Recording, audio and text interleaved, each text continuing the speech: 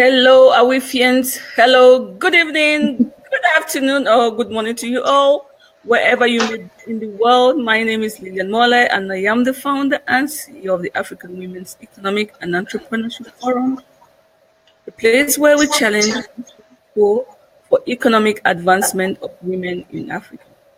I'm not alone, as you can imagine. I'm never alone. All I intend to do on this platform is to communicate, inspire, uplift, and bring in more sisters and brothers with the same intentions like myself. Come join me. Please share these videos with your family and friends. Get a cup of water, a glass of wine, cheese, whatever, tea or coffee, and let's have some serious talk here. All those excuses we've been making need to go away today. Today, because we have a sister, Tamiko. If she doesn't speak the sense out of you, then I give up. Then my time is out. But I don't think my time is out yet. Not so soon. All the way from the USA. Tamiko, how are you? I am wonderful. Hello, everyone. Thank you so much, Lillian, for having me. It's a pleasure. I couldn't do without having you. and I thank my brother Steve Odiambo. Yes. Us. Yes. I see Steve. I think he's live with us. So hello, Steve, and thank you for connecting Lillian and I. That's really an honor. And this is what this platform is all about, connecting real people, real human connection, like Stacy would say. So today we are going to be talking about how to create your dream jobs and hire yourself. But before we probe, quote of the day today is, life isn't about finding yourself. Life is about creating yourself. And that's from George Bernard Shaw. Tamiko, how true is this quote for you? You know, I can see his points because life doesn't always come to you. Sometimes you have to go after the things that you want. And if there's something that you want or something that you want to go after that doesn't exist, then that means that you must create it. So I live by that. Grateful for that addition. But before we get into this conversation, who are you? Why did you decide to connect with us? Why did we decide to why did the universe put you on our path or put us on your path? Please enlighten us who you are, what you do, and how we could benefit from your sagesse, as we say in French. Sure. I'll try to tackle that very briefly. But my name is Tamiko Cuellar, and I am the CEO and founder of Pursue Your Purpose, LLC, which is a global company that's based in the United States. And I serve women who are aspiring and emerging entrepreneurs globally. But my focus and my emphasis is on serving the women on the continent of Africa, as well as women in the African diaspora. So I provide a myriad of services. I do one-on-one and group coachings. I travel around doing master classes. I'm a 3-time author. My latest book it's appropriately called Own Your Brilliance, a Woman's Guide to Hiring Herself, which is something we're going to talk a lot about, and hiring yourself, creating your dream job.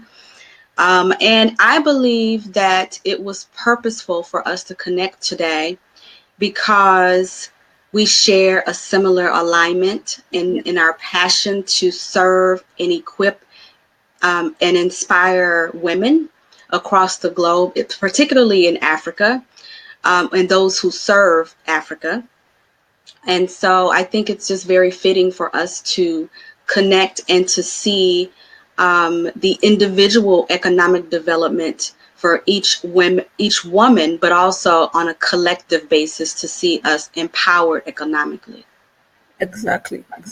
And that I truly appreciate. However, I would like to draw the attention of all those watching this live stream I know there is this tendency of people watching in Africa thinking, oh, she's too far ahead of me. Oh, I'm too behind. I'm not good enough.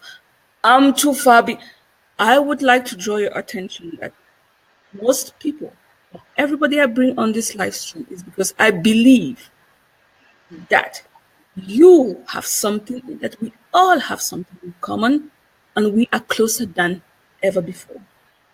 And that's why I appreciate such this live stream that we do each time with guests, or we talk on the phone, because there is a connection. And this connection wouldn't have been possible if it was just only on a website. And that's why we've got to use technology here today. We've got to use technology. We've got to use the women we have around us and the men supporting us. We are stronger today than we've never been because we have all of these things uniting us. Tamiko, you have such a brilliant career.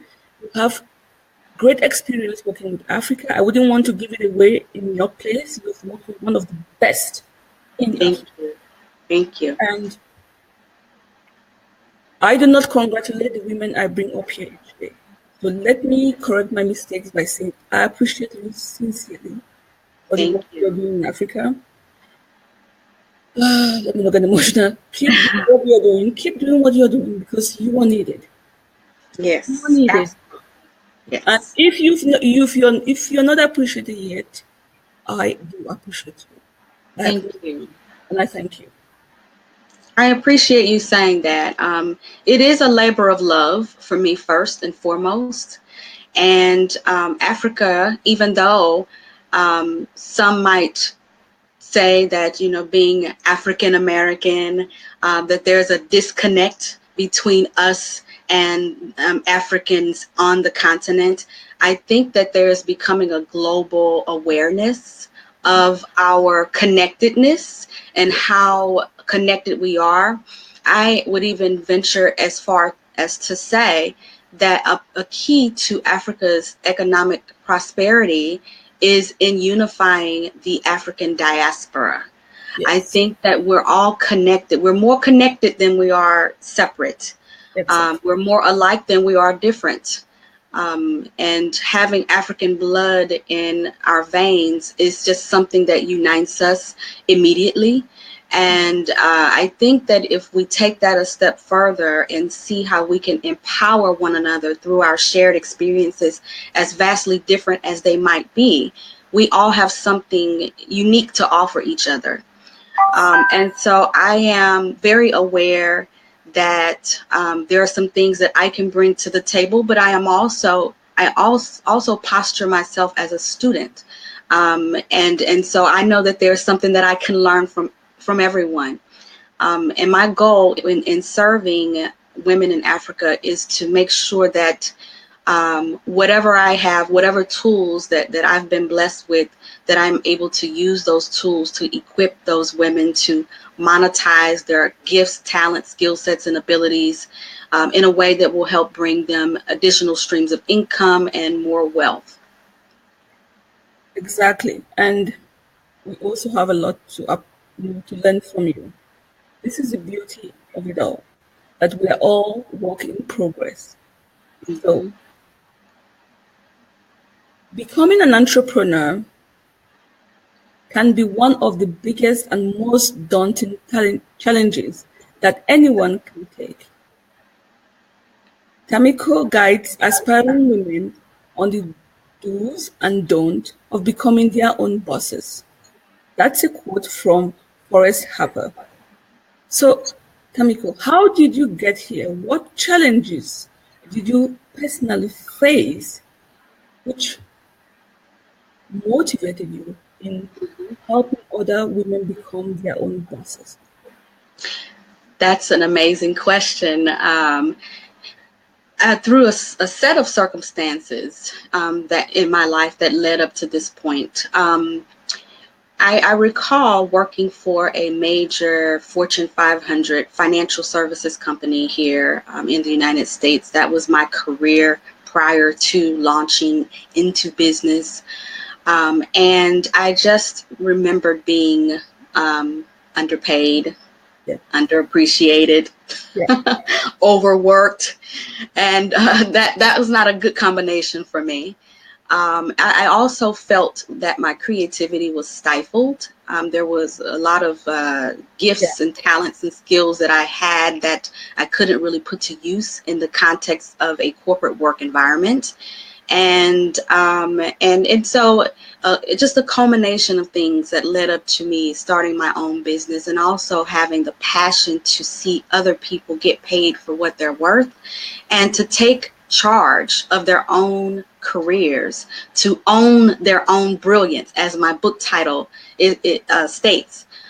Because if you are in a 9 to 5 job, and I commend everyone who works hard every day to make a living, to support their families and their lifestyle. But there is another way. There is a path that you can carve out for yourself in this world through entrepreneurship. And that's really where the real wealth comes, is when you're working for yourself and not for someone else who puts a limit and a cap. There's a ceiling on your salary when you are devoting so much time to building someone else's vision. And so what I do when I coach people is I try to tap into their own God-given talents and skill sets that they have, their own passion that they have. And so that's what led me to this point, and creating the company Pursue Your Purpose. Mm-hmm. Now, I agree. There are two sides to a coin. Not everybody is at the same stage of their journey. Mm-hmm. Wherever you may be, you may have your 9 to 5 to support your family, and you're building your entrepreneurship, your business side by side. That is also fine. That Mm-hmm. doesn't mean you should drop it and start your entrepreneurship journey. You have to know yourself and the situation in which you are in. And that's why I love your work, that you try to guide people not to make this big leap and then fail in life in general. Mm-hmm. So I personally will stand for keep your 9 to 5 until the timing is right for you to make that shift. Do Absolutely. not follow all the examples we see on Facebook, like, or to YouTube, like, quit your job in 90 days, do this in 90 days. Quit your job in 90 days. If you've been working for the same employer for 15 years, 17 years, quitting in 90 days might be a very silly idea. So, Mm-hmm. I agree. how do you try? I try to be pragmatic because I myself, I'm in the same situation. You have to be pragmatic and don't mislead people. Um, Women in Africa, they have their lives and they're trying to create a business. Now, you cannot give this same advice to someone in the developed world who is getting social benefit to do the same as someone in Africa who has absolutely nothing. So Mm-hmm. we have to apply this situation to the context. You have Yes. your 9 to 5, be it in the US, be it in Europe, be it in Africa, and you're trying to build a business. Congratulations. That's Mm-hmm. a lot of work to do at the Yeah. same time.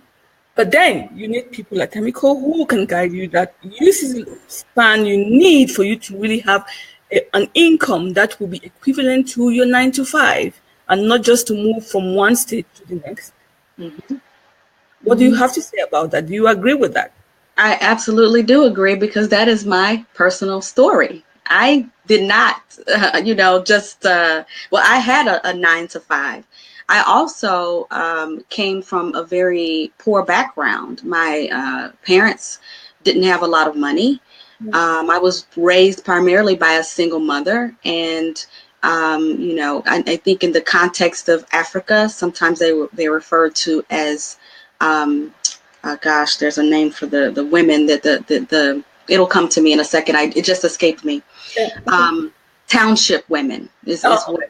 they're Yes, yes, referred to. Yes, yes, in Africa. So my mother was probably very similar yeah. to a township woman, and so we didn't have means. I was not born with a silver spoon by any means, and even with building my business, there's I guess, a theory that everyone who has a startup is going to somehow get some startup capital from an investor or an angel investor, or I did not have that. Even, to this day, I've never taken. Me too. Yeah, Me too. yeah. I think a lot of us could raise our hands that's watching. I basically did exactly what you said, Lily, and I had a 9 to 5. And I had a transition process. If I had a coach, much like myself, I probably would have I would have undoubtedly taken my own advice that I'm giving now. I quit, I believe, too soon. Because I had, one of the things that us entrepreneurs have in common is we're visionaries, and sometimes we can be, that works for us and against us, because we see things that others don't see. Our vision is very big. Sometimes we dream and we imagine things a lot bigger, and sometimes we need a coach to help us to balance that with reality and to plan properly so that we don't fall flat on our faces and go bankrupt. So yeah, and so there's a whole chapter that I devote in my book to how to make the transition, because nobody's really talking about that in great detail, because a lot of the coaches are just talking about, you can do it. We're motivators and we want to cheer people on to follow their dreams, and that's great, but there has to be a process in place for you to transition from your 9 to 5. If you ever decide to, it's okay. It's perfectly normal and okay if you just want to have a part-time business, what we call freelancing. You can be a freelancer or a part-time entrepreneur. And then if you want to continue down the path of entrepreneurship, you keep working until you've replaced the income that you were earning on your job. And once you've done that, if you decide that you still want to scale up even bigger, then you can start hiring staff. And, I'm at the point now where I have a team. But this is my 6th year in business. This did not happen for me overnight. And I'm very clear when I try to tell people that, there's no such thing as an overnight success, especially when you don't have startup capital. Because then every dollar that you make gets reinvested into your company until your company is able to sustain itself. And so there is this process that you mentioned that I completely agree that should be followed. And I'm really grateful for that, because this is the thing, that we do not fool people and say you can make it in 1 day, you can make it in 6 months. It's very difficult to make it in 6 months when I see that you have to start having your benefit in 6 months, and I'm like, not for everybody. Based on what? Based on what? So it's that's why I appreciate you and I appreciate your work. Thank you. Now, you are familiar with the complexity of Africa entrepreneurship. Mm-hmm. What is your opinion on how bad and how well is Africa approaching job creation and entrepreneurship? Mm-hmm. That is an excellent question as well, Lillian. And I see so much. I've only been working with African emerging and aspiring entrepreneurs since 2014. So not a long time, but even in that short period of time, I've seen such growth. I'll start with the positives first. I see so much raw and untapped talent. There's no shortage of creativity, no shortage of gifts, no shortage of talent in Africa. What I do see a shortage of is people who are available to train and to be able to meet Africans where they are. Because then I don't agree. We're here. You and I are here. Well, yes, you and I. I think we might be. We're good. You and I are good. And I was going to.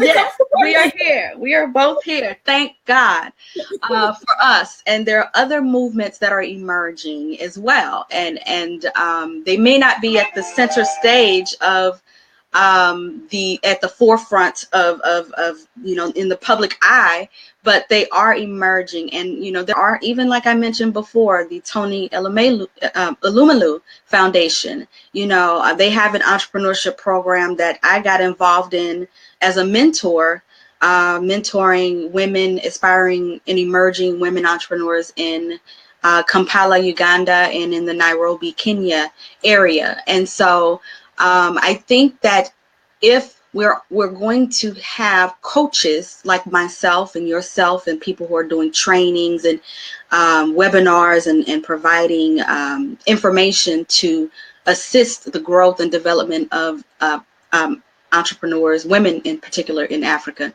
I think we need to understand the landscape and what we're dealing with. So to answer the part two of your question, what's not working so well? What are some of the not so good points about doing business in Africa? And I find that there are still a lot of developing areas.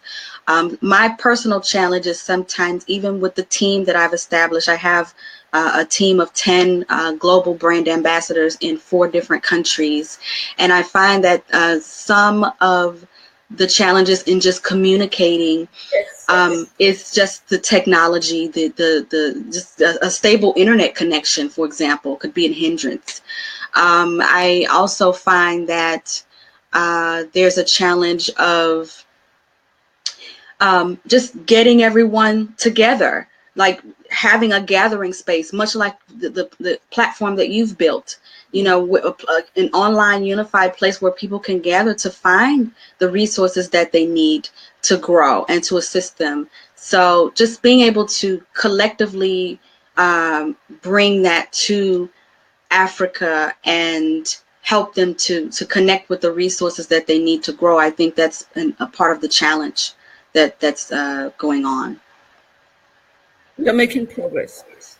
We are working progress. We're making progress. I said you and I are here, and there are many more people coming up already doing what we are doing today.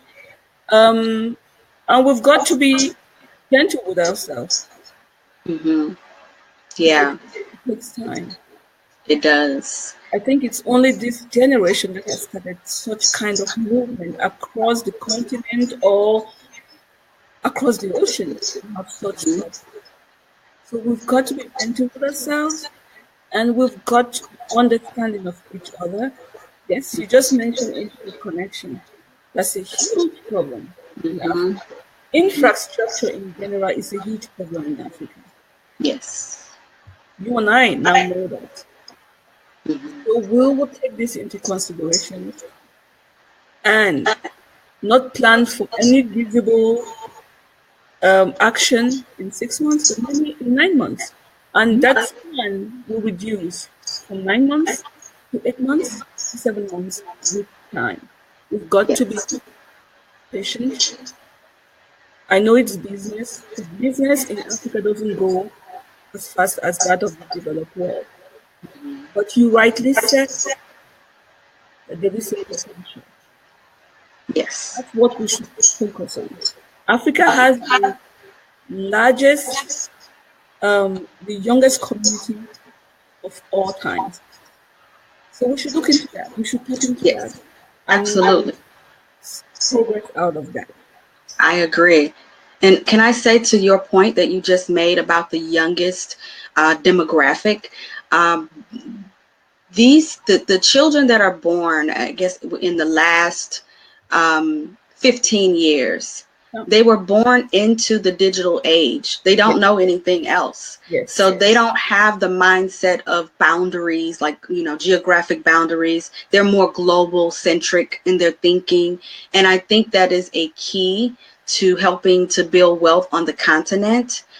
Because right now, as we know, unfortunately, we're all aware that due to colonization and things like that have put barriers, making it even difficult to trade between African nations, and being difficult to travel from one African nation to another.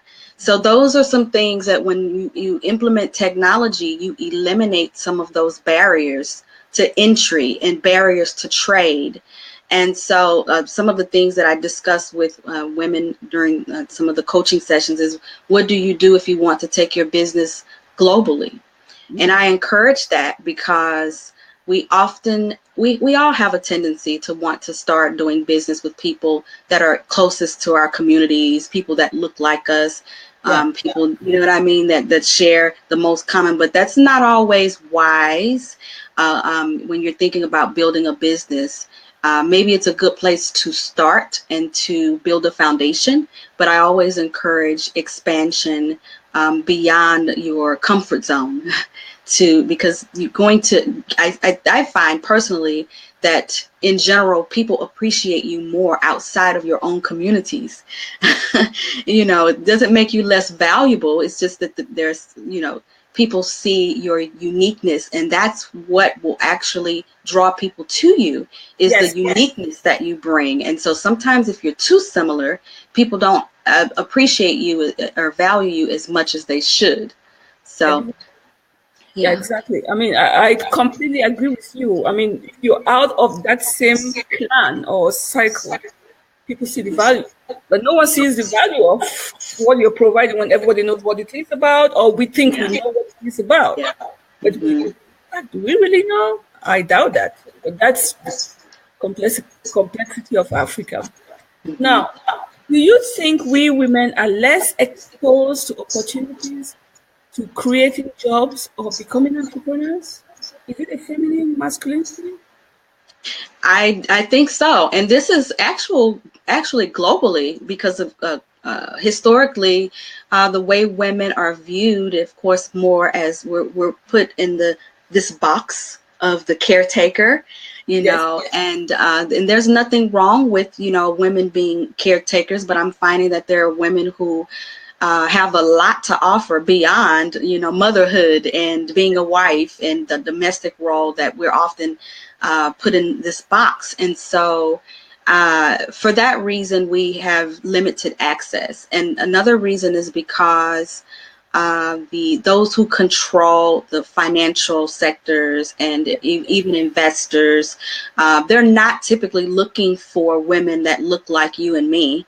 And they're not looking in general for women to invest in, especially because there's such a focus right now on STEM and, science, technology, engineering, and math, which typically we're underrepresented in anyway. But that's where a lot of the investment dollars are being poured into. So, yeah, you're going to see a lack of representation and a lack of access when investors are looking in industries in which we're historically underrepresented to begin with.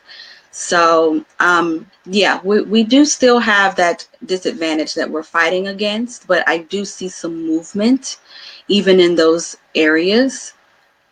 So it's showing some promise. Yeah. Okay, but I'll just use this opportunity to ask you directly. When are you investing in Away? Say it again. When are you investing in Away? What are you investing with us? Well, that's something we should discuss. I think we can have some partnership opportunities, and I can definitely talk with you more about spreading the word here in the States about what you're doing to create more awareness. So there are some things I think you and I can discuss to build upon this movement, and I'm sure mutually we could probably share what we're each doing and collaborate and join forces like we talked about earlier, and to see what we could do to support one another. I'm certainly open to sharing more and discussing that with you for sure. I think that would be a very good idea. This is the whole point of it, and you have what it takes to really support. The continent, and you are looking at it from a distance, and you've been to the continent. So this is absolutely something that will make sense and will not surprise me if there is any collaboration or investment or partnership. So, well, that was good. I asked. Thank you so much. I do want to make one correction. I actually haven't been on the continent. All of my business, ironically, has been as a result of technology. My first, now I've been invited to speak. I was invited to speak at a women's summit in Windhoek last year. For various reasons that didn't happen, but then I've been invited to speak at a conference in which you and I talked about in Durban that's scheduled for April. So that will be my first official trip to the motherland, and I couldn't be more Oh, excited. oh, I pray that it don't happen because we are having an event in October. Let it be October in the month. October. Let Well, it be hey, October. I will clear my schedule to be there. If there's an invitation, I will definitely clear my schedule to be there. Yeah, so no, This one let is in April, so there's no conflict. yeah, April and October both can happen. That's fine. Yeah. I'll come to both. Yeah, exactly. So you see the beauty of it all that with technology, how much you can really support Yes. women in Africa and be here today, and we know how good your work is. So that's amazing. Yeah, I love technology. It's very cost effective. And much like what we're doing today, have had coaching sessions with women. And of course, with books and different materials, there's Yeah. no need to physically be present to be able to provide those resources. And then I look forward to uh, creating more demand so that I can physically go. So for anybody that's watching and they want to invite me to come in as a speaker or something of that nature, that's also an opportunity for me to get on the continent and to feel what's really going on while I'm there. I think you should really go to the continent. Yes. I think you should absolutely make it uh, a plan of yours for this year to go to the continent because it gives you a different perspective of the whole scenario, Mhm. and then you can really share your message. Yes. Technology is good, but when you're there with the people, Africa is the touch, the feeling, and the contact. Mhm. Yes. So Yes. for your work, that would be such um, an amazing impact that you could have both for yourself and Mhm. for the people you're working with. I agree. And I'm very much looking forward to my first visit there in April. Yeah. And so the part of the process for me is building enough demand so that when I come there, I can touch as many lives as I possibly can. If they're, like right now, I have ambassadors in Cape Town, Joburg. I have one in Lagos, and and two in Windhoek. And Yeah. so the movement is definitely spreading. And so the goal is to have eyes and ears on the ground to help me to create enough demand so that I can come there and impact a group, as opposed to focusing just on like individual coaching, like on a one-on-one basis. I think I could be a lot more effective. So I have been adjusting my business model so that I can make plans to come on the continent. That's my goal, to do this tour and to visit each of those cities. And again, you should. But bear in mind, all those towns you've mentioned, they are the most developed towns in Africa. Hmm. So the shock is going to be double. Hmm. But then you will see how much work you have. And this Yes. is why I insist on going. Hmm. Yeah. And I understand why, because I mean, there's no substitute for actually being there Yeah. and to to be there up close and personal. So yeah, I have those plans are in motion, and I look forward to being there. Yeah. So how do we start to create these dream jobs and eventually hire ourselves? Looking again in the African context. If you give Mhm. us an example in the developed, we understand, but how can we? I mean, it's a model which we can apply worldwide. Universally, right? And just as you said, it's a universal model. Everyone has to start with just taking inventory of their current skill set. Everyone is born with a certain set of talents, a certain passion towards something. So I think entrepreneur should be a perfect marriage of what you're passionate about and what you're good at. And even something that you're passionate about, you can acquire the skill for it. And so it requires some self-training. It requires us to invest in ourselves first before we can expect anyone else to invest in ourselves.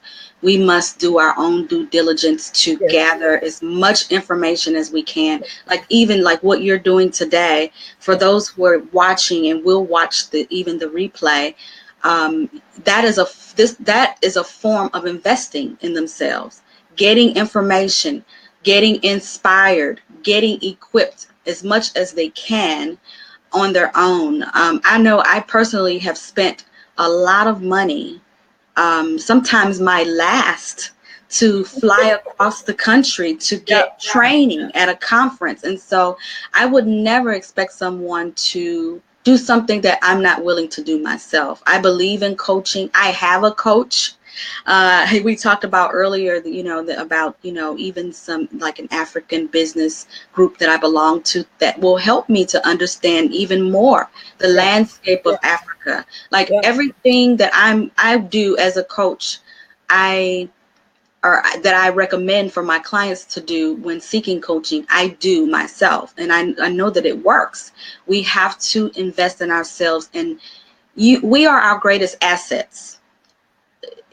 If we don't believe in our talent enough to invest in our own selves, how can we then expect anyone else to?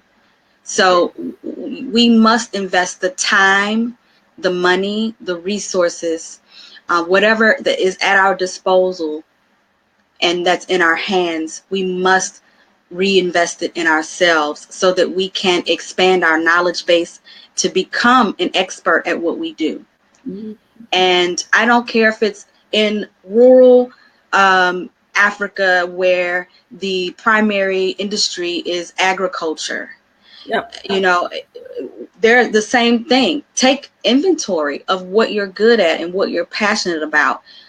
Figure out a way to solve someone else's problem. If you recognize that there's a problem, entrepreneurship is nothing more than getting paid to solve problems.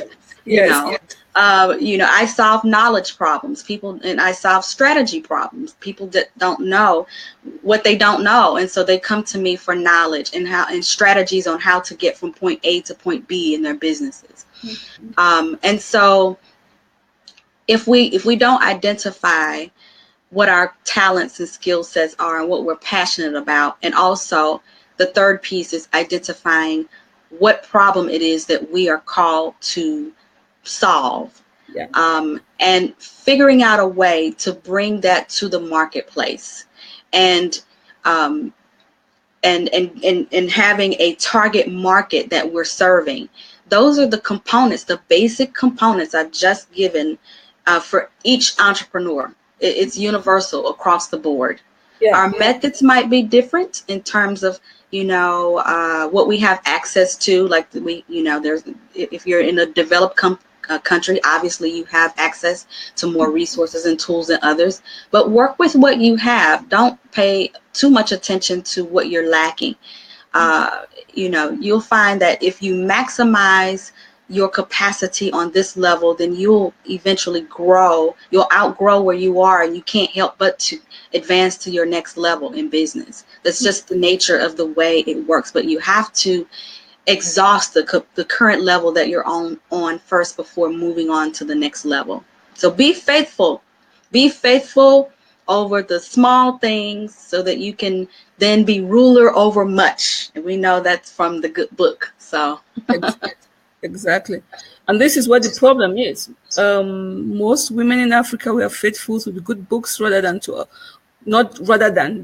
we're faithful to the good books without mirroring the effect on ourselves, because we're good books pointing in so many occasions, pointing to us, how we live in accordance with. Yes, I absolutely agree 100%. Faith without works is dead. So you can't just walk around, having a mindset of faith without putting any actions to make things happen. Yeah. That's laziness is what I call it. Without I don't want to offend anyone, but it's the truth.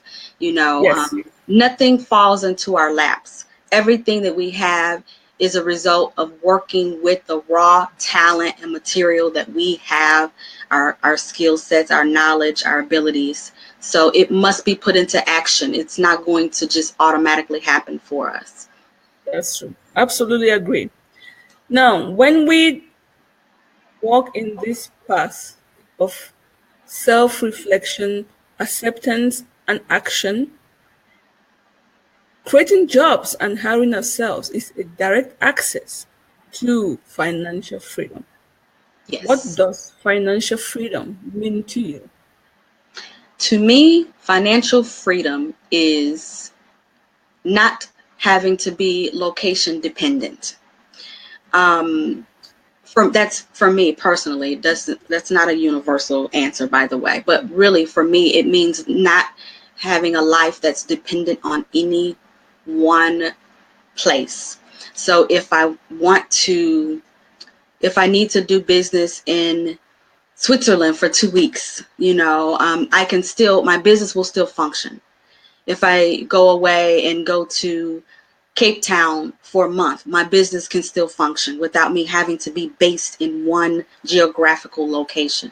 So that to me is financial freedom. And also it means just having the financial means to create the type of lifestyle that I want to live. And that's going to vary from person to person. Not everyone aspires to be a millionaire or a multimillionaire. That's totally fine. Um, I have big dreams, and so I have a big budget. So that's what financial freedom means. You too, right? Absolutely. Yes. Absolutely. Yes. Yeah. When you come from, modest situation, there is no reason why you should, just aim so low and hit really the bottom. Yeah, absolutely. Yeah, I agree. But this is the very first time I hear of somebody speaking of location. So, are you talking of evergreen business, or just because you have the means to hire people to do what they are meant to do without your presence? Both. Because as an evergreen business, you have an ongoing stream of income from something that never expires. I mean, you have let's say an online course or something that you've created. If you are in the coaching industry, well, that will last. It will go on and on and on, and it will last. And as long as you promote it and market it, then it brings in a source of income for you. So if you do something that's digitally based, evergreen, something that's always online and accessible to people, then you aren't location dependent because you don't Yeah, have to physically be there in order to make sales. So absolutely. yeah, and that's definitely I like to talk to people, when I'm coaching them about leveraging technology to grow their businesses as well. Because Yes. I think that we each need to have, I don't care if it's a non-tech industry that you work in, you need to complement your business with technology through automation tools and different things that will not force you to have to be a slave to your business 24 hours a day. Yeah. Yeah. So yeah, I Yeah. hope This that is answers your question. absolutely, absolutely, and beyond. Because we talk about income streams here. Well, financial freedom to us, Hmm. income streams, and real estate, and yeah. So it's absolutely a good idea that we're gradually moving towards that kind of education on this platform, so people are becoming aware of the fact that you can create an evergreen product. This Yes. is not common in Africa. Africa will consume now and here. Mhm. Absolutely. Yeah, I agree. I totally agree with that. Yeah. So, what 3 steps can we start using today to kickstart our dream jobs, and what are some of the expected benefits? Well, kind of going back to the previous question, Yeah. take an assessment of your talents. If you are an aspiring business owner, who you haven't, maybe you have an idea or a concept, and that's the stage that you're in. So this is more applicable for that person. Take inventory. A lot of times we find that we're doing things for free for people as favors. Yeah. People Yes. ask us to do things because we're good at them. That is an indicator that there's some demand on your gift. So stop giving things away for free. If you really are entrepreneurial, and again, I have a whole chapter in my book that talks about having an entrepreneurial mindset, because it's completely different than that of an employee. You have to be able to shift your thinking in order to step into the role of an entrepreneur, which is very profit driven. And so if you're so kind, and that's great, you have to decide if you want to be a charity or a business. So Yeah. if you are wanting to be an entrepreneur, you have to start charging what you're worth. That's what everyone else who's getting paid to do, what for their products and services are doing. And by the way, even if you're a charity, you got to make money. Please Yes, don't. you Yeah, you absolutely got to do. make money, which you have to then, create social work out of it. So yes, you need Yes. to make money. You absolutely do. Yeah, even for nonprofits, Yeah. there's a saying in the business world: if it doesn't make dollars, it doesn't make sense. So it's, if it's not making you any money, then you can't really even call yourself a business. And Yeah. so we have to be, I find that even, people of color in particular have an issue with that, because Yes. yeah, do you find that? I mean, it's It's something very that, common. It's very common with the African community yeah, asking for their words or money for their services. That's a yeah. that's a we don't Yeah, talk about such thing. yeah, yeah. And we have to, I coach women especially because we are even worse when it comes to demanding our worth, or just asking for what we're worth, and so building confidence in that area, it's a mindset. Again, it goes to a lot deeper than just saying that you're going to run a business. It Yeah. really goes into a deeper mindset, in which, quite honestly, it's a poverty mindset. Yes. Anytime that you don't ask for what you're worth, you are battling with a poverty mindset. And if I can just briefly mention, there is a whole poverty mindset assessment that I give in some of my workshops to help people identify those blocks to them making money. What is it that, internally, that you feel like you're reluctant or hesitant to asking people to get paid what you're worth? There's something there, but we need to eliminate those mental barriers so that you can get paid commensurate with what you're worth. I mean, I've walked away from jobs that didn't want to give me a raise because commensurate with my level of experience. And Yeah. so um, when you are able to say no to the lesser to get the more, then Yeah. that's when you know that your mindset is shifting. Yeah. Yeah. Okay, we should put everything in perspective. For example, in my case, doing this work, I don't get paid. I founded it. I wanted to give back We because have to change that. yeah, I esteem that I have enough. I'm not in the position of want, and I know where I'm from. Okay, maybe someday, in a way, maybe I will get paid so that I inject it back into the company, and then.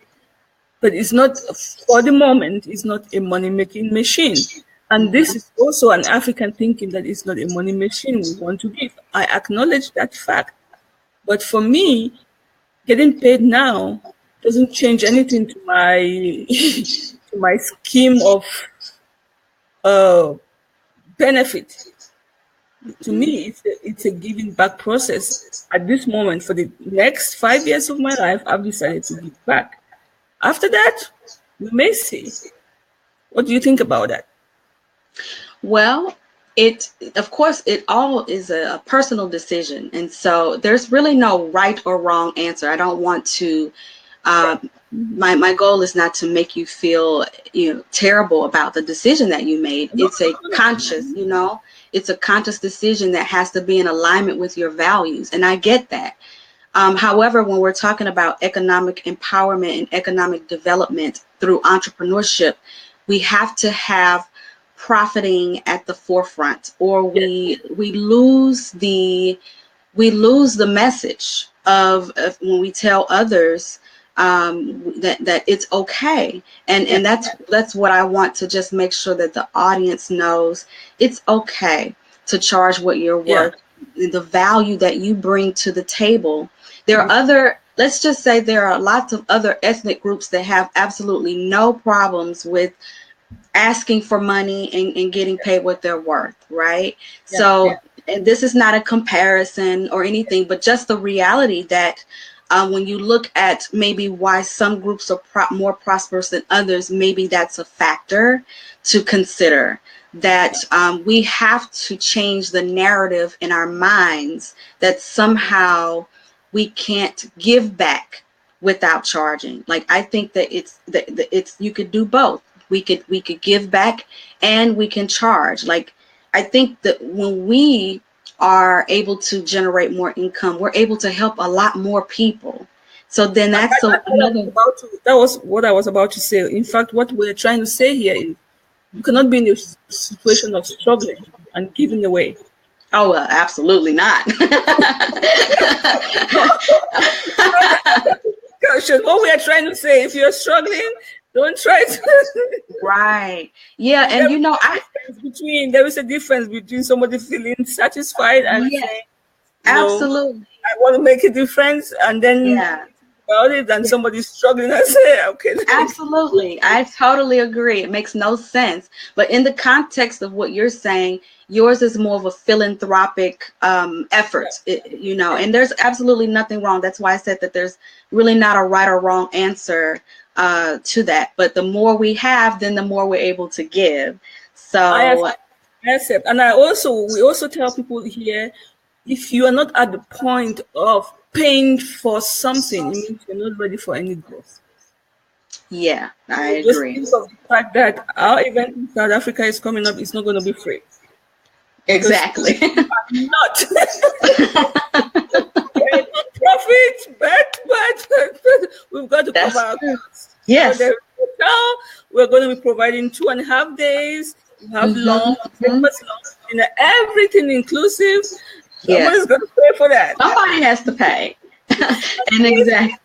If somebody is not willing to put that investment in themselves, it means they're not willing to go. Absolutely. And I'm a big proponent of people investing in themselves. That's the only way to see increase in your life, is to invest. And that's a universal principle, is, you can't see any returns on something that you don't invest in. It just, you can't expect to see a harvest without planting seeds. You don't worry, we're going to call Bill Gates. He's going to do everything. Well, if you talk to Bill Gates, give him my phone number. And the people say, but in Switzerland, there's so much Switzerland. Yeah. Say, I guess in Swiss you're not generous. And I'm like, excuse me? Seriously? You sleep and you wake up thinking Swiss will give you money? Wow. Yeah. Yeah, nothing's falling out of the sky. I've not seen $1 fall out of the sky for me yet. Don't say, I just saw $1 on your head. Don't say. I'm still waiting. No. Don't worry. I'm up on your roof. Yeah. So give us a breakdown on how you work with clients. Okay. If I was these things, too.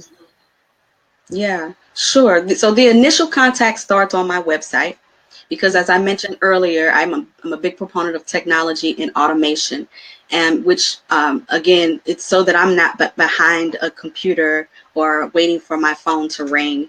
It's a central place that people can go to find out more about me, and also there is my website, by the way, is pursueyourpurpose.com. So If you go there, you'll see the link that says coaching. You click on the link and then you'll see 5 different coaching programs that I offer, depending on what stage you are in your business and what you're looking for. So it's a very But how do we know what stage we are at? well, I give a really good description for each of the coaching Okay. programs so that people are not lost and trying to figure out where am I. And so it's a very descriptive um, page that outlines what you get Yeah. in on each of the coaching sessions. Okay. So, like for example, I'll just give one example. Okay. There's a 90-minute and 120-minute strategy session that's available. And it gives a list of the things that we typically talk about. And so it's for someone who's in the emerging stage. I even say, if you're in the emerging stages of business from 1 to 3 years, this is a good program for you because we'll talk about things like your brand, like branding. We'll talk about things like identifying additional streams of income in your business without having to reinvent the wheel. We talk Mhm. about plugging profit leaks. Where are you losing money? Because we don't want you to have to do business in the hard way in which you're losing money where you shouldn't be. And how to be more cost effective in trimming expenses. So we talk about a lot of different things in the strategy session. It's basically we hit 1 or 2 main points we drill in on in a short period of time. So we're not going to do a complete overhaul of your business in 90 minutes or 120 minutes. If you want something more in depth where we're looking at more pieces of your business, more layers of your business, and you want to go even deeper, then that would be probably more suitable for the VIP session, which is an all-day 8-hour session. Okay. So there are different coaching programs for different needs and different stages of business. But I just have a feeling we women were a little bit too gentle with this world. Okay. We should really go in for it. Is it only me? Do you feel it's time that we really just go hmm towards our dreams? You mean like go after our dreams or yeah. Yeah, I mean, you probably have the same passion and burden that I have to see people. I hate to see people stagnant and not Yes. moving. Yeah. And Yes. I kind of get That's that what I'm sense trying from to you. say. Yes, got that sense from you, just from the passion that you have when you talk. Yeah. Um, you know, that's something that we can't force. I wish that sometimes there's certain people that I just want to say, what are you waiting for? Why? And I ask this question of people often when I meet people. I ask them, what would you be doing? What is it that you really want to do? And what would you be doing if you weren't in this job, this whatever job they're in? And 9 times out of 10, it's always something else other than what they're currently doing. And then my response is, well, why? Why are you wasting time doing something that you really just don't want to do? Other than the typical answer is, well, I need a job. Yeah. Well, Yeah. I need to feed my don't family. I need to my insurance. We're all guilty of it. yeah. No, those are all, when you really get down to the foundation, those are all just excuses in some ways, because people who really want it, they will find a way to get it. Like, you will leap over mountains to get what it is that you want, even if it takes you forever to do it. If you're having to climb at a snail's pace, you're going to take steps in the direction of where your passion really is. Some of it is fear-based, where we're afraid to fail. This is, having a regular job is a safe bet for many people, so they don't want to take the risk. Again, I always talk about the mindset shift. You're going to have to give up something in order to get what it is that you really want. So until your desire exceeds your comfort level, you're going to remain where you are. I don't care. You can have the best coaches like Lillian or myself. No one can force you or make you follow your dreams. We can believe in you even Yes. more than you believe in yourself, and you won't go anywhere. Like we just have to get to that place where our commitment meets our vision, if that Yes, makes sense. yes. There's one person I interviewed, Elena Burton, and she said, I don't believe in motivational speakers Mm, because motivation has to come from the person yeah, herself. yeah, And when you just said that, yeah, you, Lillian and I can believe in you, but you've got to, it just yeah. clicked in my head. Absolutely. Like motivation is intrinsic. It's something that's internal. It cannot be manufactured, because even if you go to a motivational speaking event and you hear the best speaker, you will leave on fire, and then that fire will it Yeah, dissipate. yeah, it It was diminished. good for the moment, but it didn't make me do anything. It made me feel good for the moment.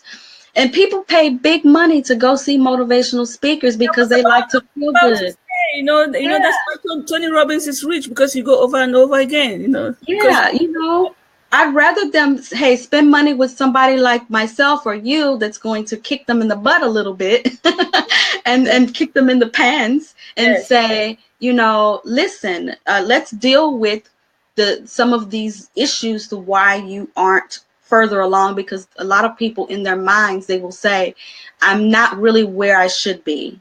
I should be much further along, because in deep inside they know they have some gifts and talents that can really take them to the next level if they really somehow applied themselves, or if they just felt like they had the right tools. Some people just need that encouragement to say, because some people don't have people that believe in them. And yes, that means everything, just to have that one person to say, you know what, you really have something special. That could change somebody's life. We take that for it granted. would change so many lives in Africa. Just Yeah, hearing those words, even to begin with me. absolutely. Yeah. There was one person in my family that I just thought, if this person could just fly, if the Mm, person just said, so yeah. that changed so many lives in Africa. Yeah. And I do believe in, speaking life into people. But I also believe, like your previous guest said, I don't know that I really believe in motivational speakers. I'm personally more of an activational speaker. So you will be motivated, but you will also be activated. That's Yes. just part of my gift. I understand that that's something, I guess, a part of my unique way of coaching is that you don't leave just with motivation. You're going to be activated because I'm going to hold you accountable and provide action steps for you to follow. And then it's really up to you what you do with that. Yeah. But Yeah. that's my way of coaching. Yeah. Amazing. Thank you so much for your time, Tamiko. My pleasure. It's really a pleasure to have you here today. And it's a pleasure to know that you will be joining us in one way or the other to make Hmm. this movement, to take this movement forward, uh, you know, not only motivate, but activate people and Yes. keep them accountable because Africa needs that. Yes. And it's been an absolute honor to be here. I can't believe that the time has been so short already. It just Yes. flew by. But we are going to have another one because I already planned. I'm going to message you. Okay. We are going to be three here live with another speaker. And I think that's going to be a very good match. And I think people will understand better. When they hear you, they hear me, they hear her speak, it's going to Mm-hmm. make lots of sense. And this is how the partnership, the collaboration can start, or we can take this along with us through 2018, 19, or 20. Mm-hmm. And the people, they really need to know, the African community needs to know someone has their back Yes. because they have their own clan in their own way. Mm-hmm. Africa is community based. Yes. Yes. Once they know that exists and people believe in them, because the clan that exists now is because of the culture. Mm-hmm. Exactly. There's very little trust or some trust, Mm-hmm. but the belief in one another is something else. This is what is lacking. And I Yes. hope that we in this community can bring that to them. Yes. Absolutely. I am with you. I'm with you 100%. So thank you so much. And we're going to do this again. And please remember, we appreciate you. My pleasure. Thank you. And thank you to your audience for listening. Thank you so much. And let's do this again. Absolutely. Okay. Good night. Bye bye. Bye.